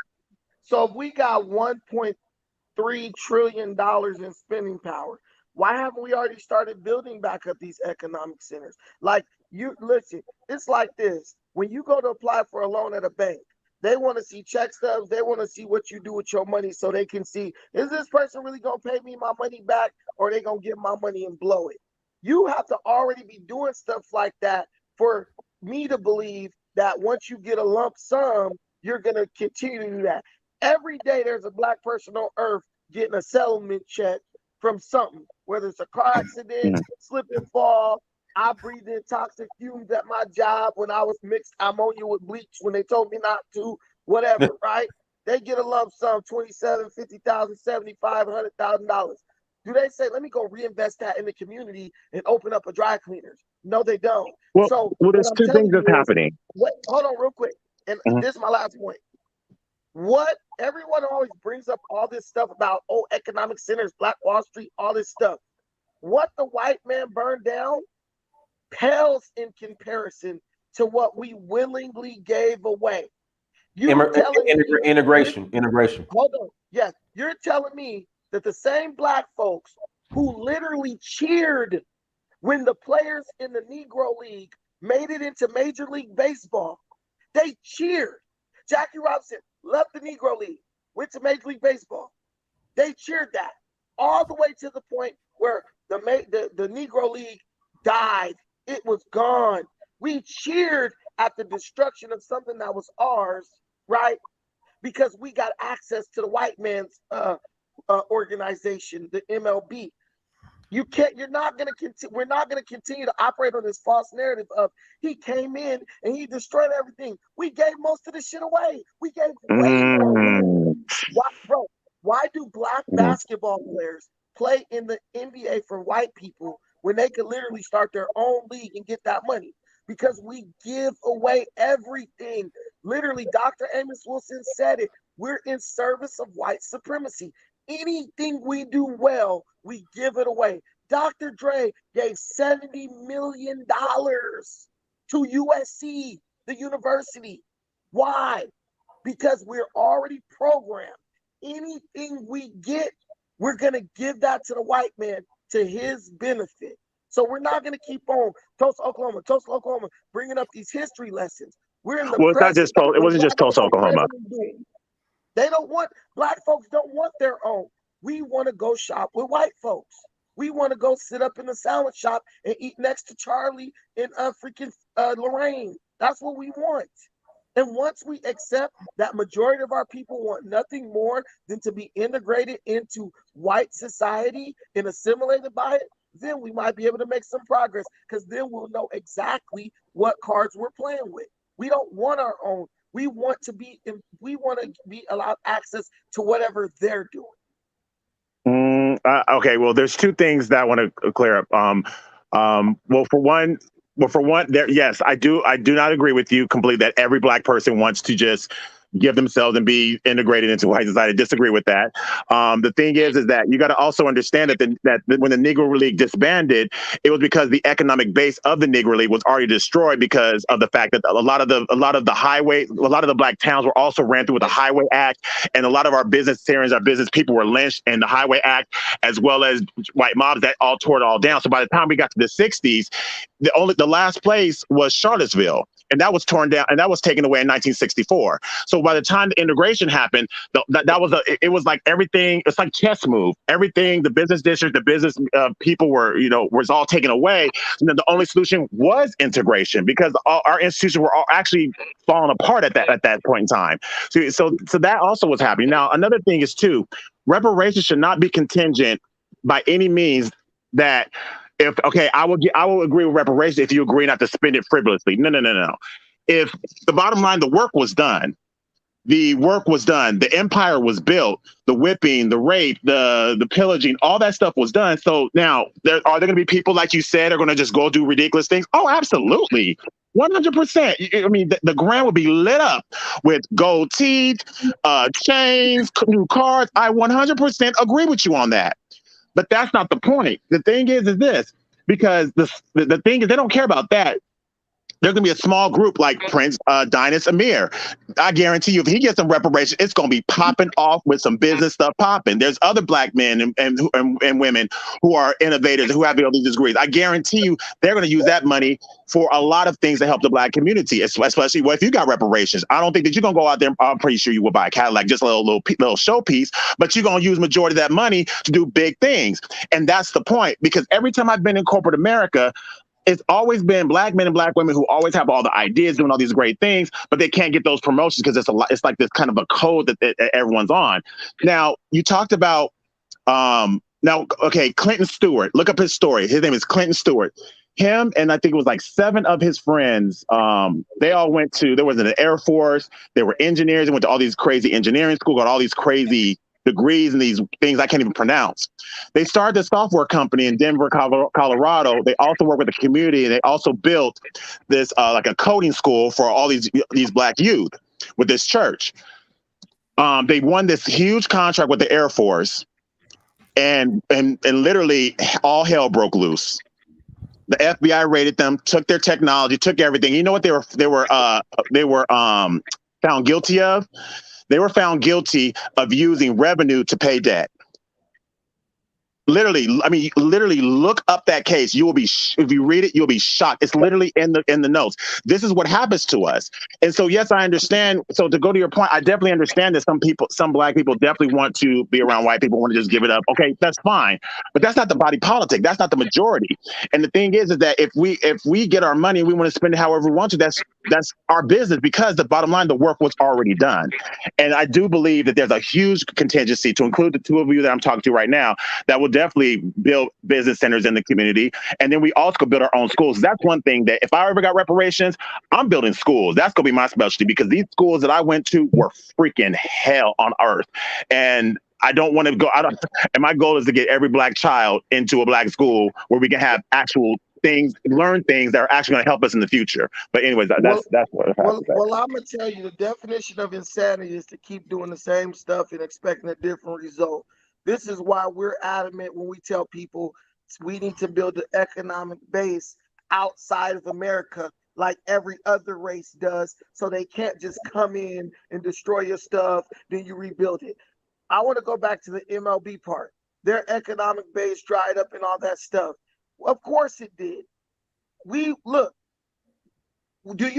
do you think people pay money to go watch LeBron James and won't pay a penny to watch Pookie play against Ray Ray in the park? Because they want to watch the league where it's the most competitive. MLB stars start going Negro League stars start going to MLB. So black eyes left the Negro League and started watching MLB, paying for their tickets, going to their games. So you're going to lose your economics because no one's going to the games to watch you, because everyone who's talented is over in the MLB. So we could talk about, the freeways and all that crap. That had nothing to do with it. Whoa. You can't say Hold that. on, hold on, No. Time out. You can't say that's hold on, crap, hold dude. on, hold on, The hold Highway on, Act hold on. was specifically strategically went through every single solitary black epicenter. That's fact. That's like, you can't say that's Bro, crap. That's a reality. Facts are this. People pay to watch Chris Paul. People don't play to watch Paul Chris. That's facts. Dynast, you will pay for an NFL game, won't you? I've To I've never paid for an NFL game. I watched it on TV. But a person, they'll pay for an NFL game to go watch, right? Right. How many people gonna pay to watch a bunch of dudes play in the park? Nothing. Why? Because it's a higher level. People want to see Cam Newton and stuff play, so they pay money for that. If Cam Newton played in the park, if everybody came to watch Cam Newton, or everybody came to watch Satchel Paige or Jackie Robinson, once Satchel Paige leave and go to the major leagues, Dynast, where are those people gonna go? Who come to watch him play? Major leagues. They're gone.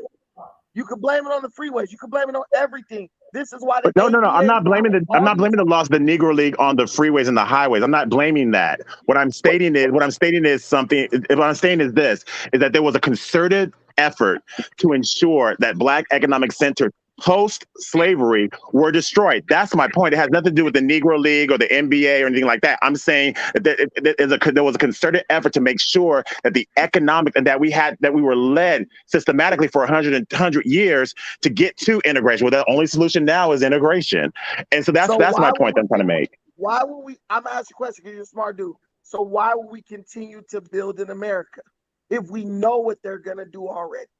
No, see, that's the thing. I don't think that people are going to just build in America. It's because here's the thing. A lot of it's not going to be just a build in America because this is our home. Like, there's something that was said, or I think Judy stated it, is that someone saying they're doing some kind of identity shift or whatever. But there were two things that are true. There were black people that were brought here on slave ships, 1,000,000,000% true. But then there were also black people who are already here too. And then what happened was because when the Indians started getting reparations, what happened was they made all black Indians. They just said, "Oh, you're going to be Negro." So there are two things that there were black people already here, but then there were also people that came from the slave ships as well. I would say this: the idea that even there were black people already here, the numbers were so small. I mean, it's just. I think that argument is just. What does it have to do with anything? Well, no, I just want to tell because you were making it because it was making it seem as though people are like shape shifting to something else, and it's not. People do want to build in Africa. People do want to build here as well. Hold on, Brandon. But flagship, the number of like the 99.999% of black people who are here in America came on a ship. I mean, there might have been a few. You have the Garifuna people who talk about how they were here.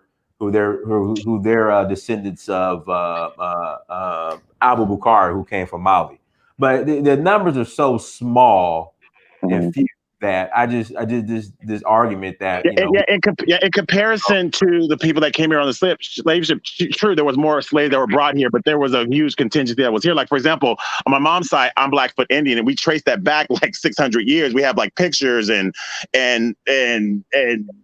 clothing garments and same thing with Shirley. There's also the Chickasaw. There's the Taioli Indians. I mean, there's a lot of. My point is, it's not like anyone's. What is the relevance of that? I guess my relevance of bringing this up is I'm just trying to understand. I guess my relevance in bringing this up is that there's this kind of stigma that we are, as Black Americans, are trying to like separate ourselves from the continent. We don't like y'all. Not true at all. Not true at all. I mean, if you look at music in the 90s, we were the medallions, Pan-Africanism. I mean, these are all things that were started here. We love y'all. My question is, please explain to me, where are the Africans that are trying to connect resources from Africa to Black people who are here? Dude, there's all kinds of groups doing that. So the point is this. It don't matter if you want to go to Africa or you want to connect or nothing. Even a dog got sense. If he keep getting kicked, he gonna leave the yard. He ain't gonna stay there. Y'all like, nah, because of our lineage, we want to stay here and keep getting stuff destroyed. Then we come say, well, why you ain't building it? Because they keep destroying it. Well, why you keep building over here? Because we got our lineage here. You put yourself in this psychological economic purgatory, which is really perpetuated by your unwillingness to just change your strategy. You don't gotta love Africans to build in Africa. There are many people who don't care about Africans who build in Africa. You build there because I didn't that's say I the didn't care next about frontier of Africans. economic development. So what I'm saying is, at some point, common sense has to take over. Do we got the sense that a damn dog got to say, damn, they kicking me every time I walk on the front porch. Maybe I should just stay away from that porch and go lay somewhere else. We don't. We're stubborn in our ignorance. We, what the Bible calls, we stiff-necked. So you're saying that we should just abandon America altogether and just build in Africa. That's what you're saying. I never said that. I said your economic base needs to be somewhere where someone can't just come in and erase it with a stroke of a pen or a random act of violence. I'm not saying that. That's what needs to happen. Because look at what the history, you know the history. History is studied so we don't repeat the same mistakes. Why are you advocating making the same mistakes when you are so adept when it comes to the history? Well, no, but the thing is, I do agree that we still deserve reparations for what we went through. Mike, I think what you're talking about is after the reparations come in, we shouldn't build here, but it should be somewhere else. Is that what you're kind of saying? That's what so the destruction doesn't happen and continue? That's what history is saying. Right. You just okay, got it. What happened. Okay, that's all I'm saying. Okay. But you would agree that reparations is due based upon the work and the destruction that happened. I'm 100% for reparations. Okay, cool. But take the money up out of the United States. And I've already done that, and it's worked out great for me. All right, thank you, Prince. Thank you so much for the opportunity. And myself and Shirley will definitely get on that Sierra Leone trip because we saw the video and we were just like, what?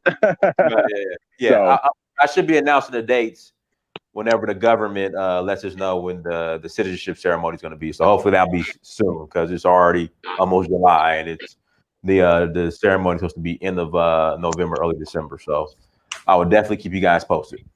Thank you so much. All right, no problem. All right, hold on. Nigel, go ahead. Yeah, thanks, man, for having me. Brandon, man, you are sounding like a genius every day. Maybe there was a back there. You are sounding like a genius every day. From what the guy was saying, I think about the reparations and all those things. I think he's quite correct. They were cheated out of quite a lot of things in the US there. And in terms of investment of those things, I think everywhere. Business is the first law now, isn't it? You diversify. You invest everywhere. In America, everywhere you think you can get a foothold, you invest because it makes you resilient. Your communities will be protected for it. About some of these ADOS thing that has been going on Juneteenth. There's a lot of people that feel sentimental about this in the US, and you have to respect that. That's what I see. And some of them feel like, when you tell them to associate themselves with Africa, you feel like you are taking something away from them. Even if that's not the case, they do say that why should you tell us to associate ourselves with Africa and stuff like that. So they are free to do whatever they like. My analogy is like, the Jabari tribe in Black Panther. Sometimes some people are going to be like that. They're not going to join until they see progress or they see that some people have been already going ahead with the business of sorting things out. There's always going to be people that will hang back. And I'm not even surprised some people some of them actually have resentment towards Africa because I've seen it show up. Even if they try to say that that's not the case, they have resentment towards Africa and Africans. And the truth is, Africans have the same thing. That's the weirdest thing about it. Some Africans have the same feelings towards Africa too. So the ones that have a good vision and that see the opportunities to create a massive heritage. This is is the greatest continent on earth, and it's been hated on. It's been treated as if it's nothing. because of history and because of things that's happened in the relatively recent past. We that see those things, we are the ones that are going to be at the forefront to change things. When the narratives change, the others will follow. This is how they all roll. Some people are always going to hang back no matter what you do. Some of them will even pull in the opposite direction. Even in Africa, there are people crossing the ocean, the seas, trying to go into Europe because they want to flee the continent. There are Africans enslaving Africans. So I'm just saying this to let you know that what you are seeing in America is not strange. And as heartbreaking as it seems, it's not strange. Some of them will be very happy to have a go at Africans because Africans are doing the same things to themselves. Brandon, you see beyond that. You see potential where others don't see the potential there. Just like I see, and just like many Africans see too. So let's just keep it like that, because when you have a go at them, they think that you are hating on them because they are trying to embrace the American culture. That's the way I see it.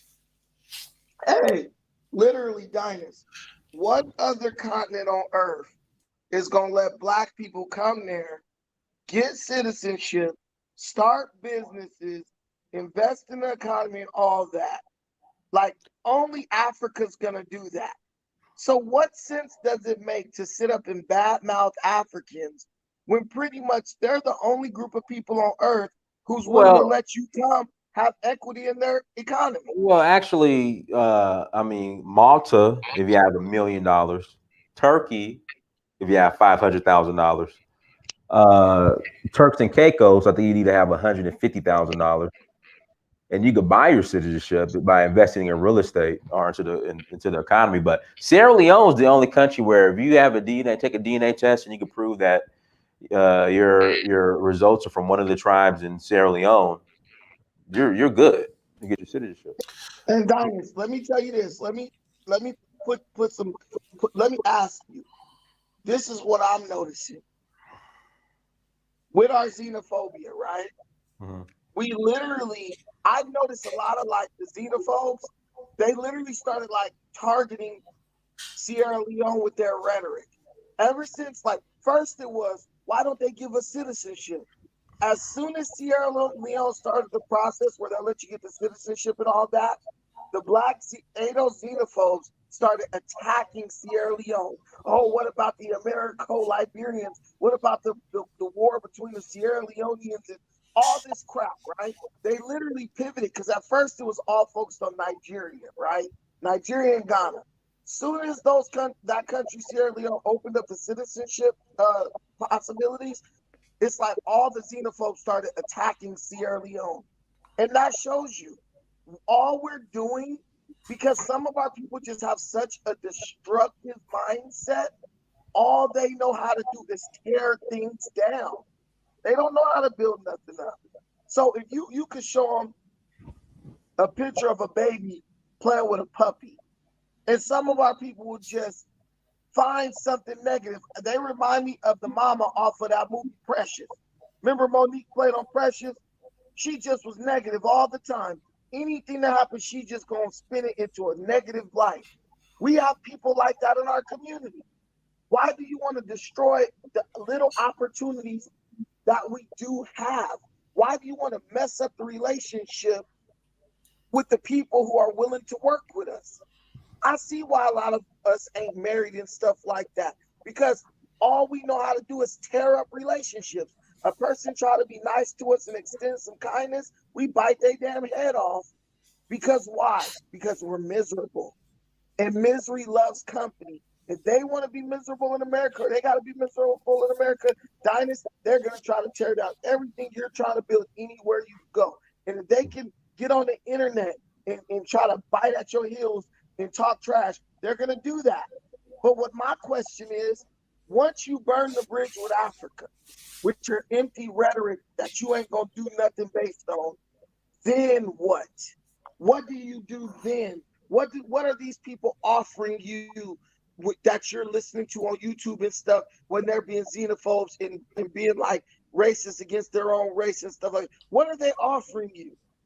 All they're going to do is say, I gotta go to work Monday while you in America getting your economies destroyed and you can't even open up a burger stand because the skinheads gonna come bust out the windows and all other stuff y'all saying is happening in America. There's no win in it for you. There's no benefit. Okay, you proved that Africans sold you into slavery. Now what? You proved that Africans don't like Black Americans. Now what? Dynast, what is the result of that? What is the win? What is the advantage of that? Can you tell me? You just made a great point. You just made a great point, Brandon. So, okay, Africans don't like African Americans. Okay, what's next? Africans sold Black Americans to slavery. Okay, what's next? You just made a great point. Yeah. Like I said this thing on my channel. I said, Black men especially need to stop trying to prove shit and start improving shit. Nobody cares who did what. What are you going to do to fix what we're dealing with right now? You could tell me all the history. I don't care. What is my daughter going to walk into 30 years from now? I don't care about the history. I just want to know, do you have an opportunity for my kid going forward? Or are you just going to tell her, they better give us reparations or else? We're stuck on stupid with that crap. Let it go. You sound like a hurt single mother who just can't get over the fact that her baby daddy cheated on her. Look, lady, let it go and move on. That's what Black Americans need to learn how to do. Let it go and move on. White folks dropped a bomb on Japan, 2 of them. Japanese people memorialize that every year, but ultimately they had to move on, and now they got way more power than you do. You focused on, oh, they put us on a slave ship. You don't care about no damn slave ship. All you care about is having an excuse to not do anything. An excuse to walk around mad with a frown on your face every day. An excuse. That's why nobody want to be around you. You know what I'm saying? So cut the crap, okay? What's the plan based on all this crap that you spew every day? The reality is you don't got one. Yeah, the Japanese analogy is a good one. I think what the brand Dinah said was interesting about how nations can give you citizenship based on how much you invest. The African continent, they're actually making a move to recognize the 6th region, which includes all the diaspora. And if they are talking about an ID card for that, which means you don't even have to worry about citizenship because you have access. That will be provided to all the diasporas into Africa. They are not going to be treated the same as non-Africans or non-African descendants. Like if African American wanted to go to Africa now, it will become a straightforward business. So there are moves continentally to do these things, and I believe that when all those people start doing all those things start happening, that's when the others will join. There are always people that will hang behind, and everybody has their niche, and everybody's not in the same place. Believe me, I've been bruised and I feel pained to see our own keep turning on our own, and that is why we are here in the first place. That is the biggest problem we have. There are too few people pulling in the right direction, but it will just not be enough. Costa Zulu, why don't you come on here and tell me how I kiss ass in Africa? Then you tell me what you doing that's better than what I'm doing. Because you always talking trash in the comments, bro. We were deliberately sabotaged. Okay, that's the truth. Okay, so now what? Keep sitting on the couch and smoking weed every day like you do? That's the answer. Because Brandon kissing ass in Africa, right? And if the African light a blunt, your coon ass gonna go smoke it with him, no matter what he did to you or whether he sold you into slavery or not. You guys are freaking addicts and fiends for anything you could smoke into your lungs, but you trying to talk about me. You can't even control your own habit enough so you can build something, but you know more than me. Stop trying to comment on me because you can never be like me. You can never do anything I'm doing. You're using it as an excuse. So it's the African fault you don't want to pay your child support. Okay, I got it. I understand. They put us on slave ships so you can't get your child support. We watch Kevin Samuels every day. Black men making 1,000 excuses for why they don't do this, why they don't do that. So that goes to the African too, right? Our families is messed up because Africans put us on slave ships. Bull crap. One day, as a Unbelievable. man, we're gonna stop making excuses and start getting to work. Stop getting to work. Unbelievable. I'm gonna, Jesus Christ. Sorry, let me just see. People really need to get themselves sorted out, because you can't wear a gene, your own blood. There is nowhere in this world where you turn against your own, you gain a lot. How is that not even common sense? Some of all these people, they're calling you talking trash and all, talking about you associating with Africa. They are your own. Do you see Biden running away from Europeans? no. What is wrong with this? How can they not understand that this world now is a race game? Because You don't Biden have is time to not- be playing tiny games. If you play tiny games, make your peace, because it's swell to extinction. That is the only part you have. Bro, Biden is trying to accomplish things for his people. These dudes are trying to make excuses. Only in our community do these people get a voice on any subject. In white communities, people wouldn't even be let into the conversation.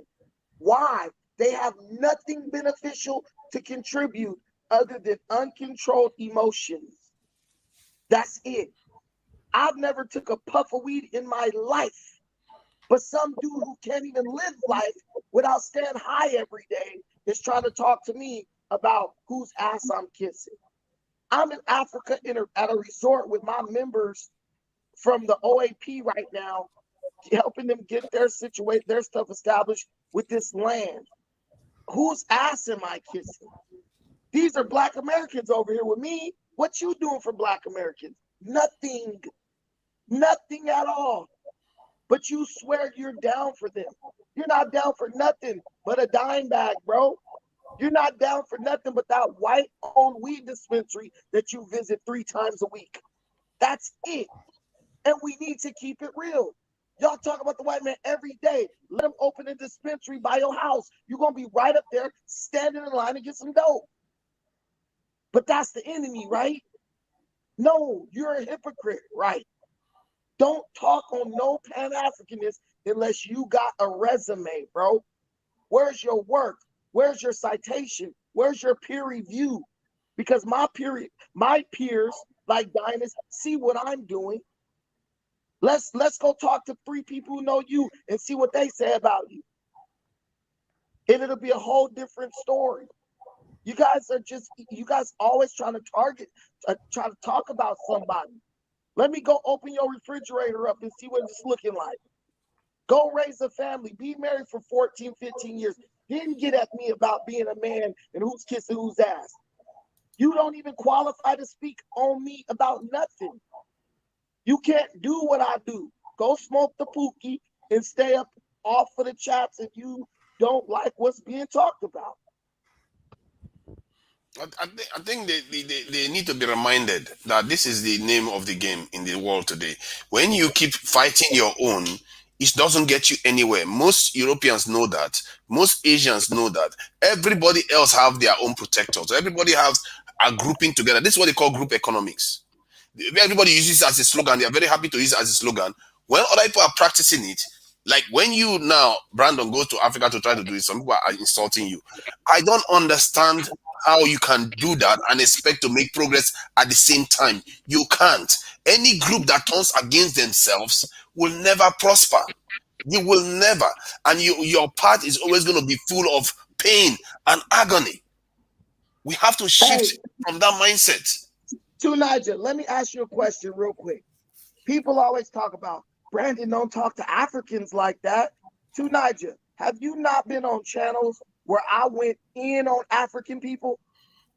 Yes, definitely. You have a go at everyone, and I even tell you don't to be having a go at African Americans too, because it's not, when you have a go at people, sometimes they get cross. They don't listen to you anymore. That's why I come on your own channel to tell you, stop having a go at some of all these people that are actually doing some reasonable things. You know, like you were having a go at this basketballer that donated money, and you're like, oh, he didn't donate enough money, he didn't use it for so and so. I said, but he's doing something. So you have a go at Africans too. So what? People have to get over it. You are doing the right things. I go on African Millennials channel. She have a conversation about Africans, this or that about Africans. I'm totally honest about Africans and the stuff they do. The problem is Africans, you can criticize them and they'll just kind of be like, all right, whatever, this dude's wrong, and I'm gonna move on. Black people, the criticism hurts, Black Americans, the criticism hurts us more because we know that once it's said and done, we have nothing to go back to. We don't got nothing to go back to. So what we do is you got grown men. Why is he attacking us? He's picking on his own. We're not kids on the playground. I don't attack Dynast. I don't attack anybody who's doing the work, who's doing what needs to be done. But you know who I will talk about? A bunch of people doing nothing, trying to criticize people who are doing the work. And the problem with our community is there's a lot of people like that.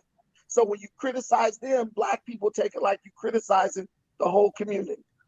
That just means there's too many do-nothings in our community who sit around doing nothing all day. It's like when your mama tell you, son, get off the couch. You've been smoking weed all day, sitting around the house playing Madden. Clean up. And you say, man, mom, I always have to do everything around here. Meanwhile, mama going to work, cooking you food, cleaning your room up, washing your clothes, and all you want to do is play Madden. No, bro. You got to do some heavy lifting too, bro. You can't just play the victim and use that as an excuse to not do anything. Brandon hurt my feelings today, so I'm not going to pay my child support this month. It doesn't work that way. This is the real world. It's called real life. You got to put in something to get something out, and we don't want to do that as a group of people. Did you hear what somebody said? He said something about it not having to do with skin color, that it has everything to do with ideology. So that is how the world works today. Tell me, how many white poor countries do you see if it's ideology? Do you think all of them hold on to the same ideology, but they protect their own anyway? Do you think if you want to defeat Russia today, you will not see America coming and defend them? No, they will. If you go to this thing, even if Australia turns communist tomorrow, they will still defend Australia. So it goes way beyond ideology. If you don't recognize that, when they say blood is thicker than water, there is a reason why people have always been saying that down the ages. The way people function is that, let me break it down. From the top, first is tribe. Even if you have the same color, they'll go with their tribe first. Then the next level is national. Then the highest level that everybody's operating at right now is on the racial level. You hear that some globalist people want to operate in a more this in global level, but they've not succeeded yet. But currently, it's race. This is why every country you go in the world, the black ones are the ones doing worse. That is not by coincidence. It's not ideology. Let me say this real quick. Fly in Amber. America will never defend Russia. Are you crazy? Please, during the Cold War, when America was in an arms race with Russia, right? The United States of America was donating like $250 million a year to Russia to pay for food and everything else for their civilians. White people stick together even when they're fighting each other, bro. That's stick together forget. Even when they're at odds. They still stick together. We're the only ones who get on the white man's platform and try to go at other blacks from around the globe as if we're not all suffering from the same system of systematic white supremacy. Oh, the Africans, this. Man, Africans are not even thinking about your black ass. All you're doing is focusing. I just told my homie today, I said, bro, I'm noticing you kind of going down this path where you're like overly focused on the negative aspects of the relationship between blacks and continental Africans. If you focus on negativity, that's going to become your reality. That's what's going on. If all you focus, oh, there's many Africans, and I didn't say all Africans, but there's many who don't like us. Who cares? There's KKK members all over America. Do you go and try to go knock on their door and be like, hey, I heard you don't like black people? No, you don't. But when you focus on that, you get tunnel vision, and then that's all you can see. And then at the end of the day, it's just going to make you miss out on whatever opportunities you may have had. We got people going from Pan-Africanists to African haters, getting sensationalized, listening to the wrong type of information. letting negative-minded people program them. Just like Dr. Amos Wilson said, just like Les Brown said, if you don't program yourself, somebody will program you. And that's what's going on this YouTube. You're watching this stuff every day, watching the wrong stuff, and you're getting programmed, and you're getting sensationalized on a false premise. Go to LA, go to Inglewood, walk up to a Nigerian. He's not going to say anything to you because he's not worried about you. He's worried about his money. He don't hate you. You're irrelevant to him because you ain't focused on no money. You trying to sit up and live at the weed dispensary. Let's stop this false crap with that there's this war between blacks and continental Africans. I'm in Africa right now. Ain't no African is nothing to me. I'm on here getting attacked by Black Americans right now, not Africans. But Africans don't like us. I'm in Africa getting treated great by Africans. A bunch of dudes took their day, their Sunday, where they could have been at church with their family to go help me do stuff on my land. I would have told you Negroes to help me. Y'all would have been talking about, nah, man, I can't make it. Man, I'm busy. Tasha don't want to let me out the house. Let's be realistic about what we're dealing with. Grow up. Look at life for what it really is, not the bullcrap that somebody has trained you to believe it is. Some of them will also make excuses for some of the stuff that is going on in the US. I couldn't believe that someone was saying that Tulsa is just one incident. I told him it was 100 incidents. They say it doesn't matter anyway. That the US is where they need to do their things anymore. Then we talked about the killings, and it's like it's just 200 or something that is being killed in Chicago. I was like, but 200 or something families are being wrecked every single year. In 5 years, it's 1,000 families. Do you know the law of separation? The damage that keeps doing over and over again. You can't keep making excuses for a system that keeps trying to do you down. It's not only in America. So that's another thing. They think it's only happening to them. It's happening everywhere in our community. And they need to understand that this is not about Africa or this in the African Americans or the diaspora. The French hate the English. The Germans hate the English hate the Germans, but yet they are able to come together. They have a NATO. How is it that what have we done to each other so badly? Do you know how many Russians were killed during the Second World War? Do you know how many Germans died? They are all still part of NATO today. They are all still part of NATO today. And we are still hitting each other. 25 or 250 million Russians died? Yeah. The population still has not recovered it today because of it. Bro, it's bull crap. I got people from my group here in Africa literally said, yo, this is nothing like how they say on YouTube. Oh, it said Africans don't like. Dynast, do you ever go to Africa? Like, honestly, do you ever go to Africa and feel like Africans don't like you? No. I've never felt. Hey, Q, you've been in Africa. Do you feel like you're with me in Africa? Do you feel like Africans don't like you? The women have been so friendly. Super friendly, right? Mm-hmm. How have the men been with you? Okay, so where's this? Is this your first time being in Kenya, right? Yes, first time. Okay, so where's this false narrative? Africans don't like us. You listening to dudes who went to Africa for a week, and those people are assholes. So if you're an asshole, people not gonna like you nowhere, even in America. So if they didn't like you, doesn't mean that they don't like us. That's the reality. Just because they don't like you, don't mean that I don't even like you. So I can see why Africans might be perturbed when you're around. But that's bullcrap, man. That's a false narrative. I got older black people over here, 50 years old. They with me from my group. Man, they loving it over here. Man, I love it here. We cracking jokes, sitting up eating. We just cracking jokes, having a good old time with Wilfred and all them. Right or wrong, Q? We had a great time with our friends and stuff. Where is this narrative coming from? Why are these people? Do we not have a good time with the African people that we know and stuff? Yeah, that's it. And everyone's friendly. Even the guy trying to sell your bracelets every day, he's still friendly. You know what I'm saying? My brother, what's up? How you doing? It's good to see you. All this stuff. They keep saying, man, Brandon, you know everybody. Why is that? Because they don't like me? No, that's fake. You're letting someone take their experience, which you don't know what they did, but you're letting them take their experience and implant it into your mind. And you get on YouTube hollering that the Africans don't like us. You don't even know. You never even been to Africa. You never even been.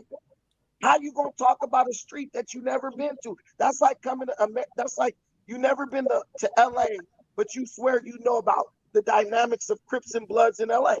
No, you don't. You don't. Because people who live in LA a lot don't know the dynamics. You don't know what's going on in Africa because you've never been.